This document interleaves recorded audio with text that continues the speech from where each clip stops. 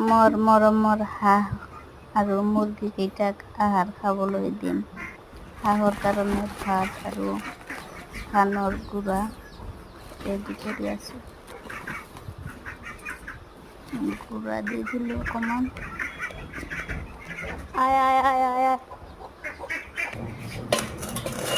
এতিয়া অলপ পানী দি ভাত আৰু গুড়াখিনি মিহলাই হাঁহকেইটাক খাবলৈ দিম। খাই বাবা। আয় আয় আয় আয়। মোৰ মুৰ্গী এটা আছে। মুৰ্গীটোৰ কাৰণে হাঁহকেইটা খাব নোৱাৰে। গোটেই মুৰ্গীটোক দি ল'লোঁ। এতিয়া হাঁহে খাব।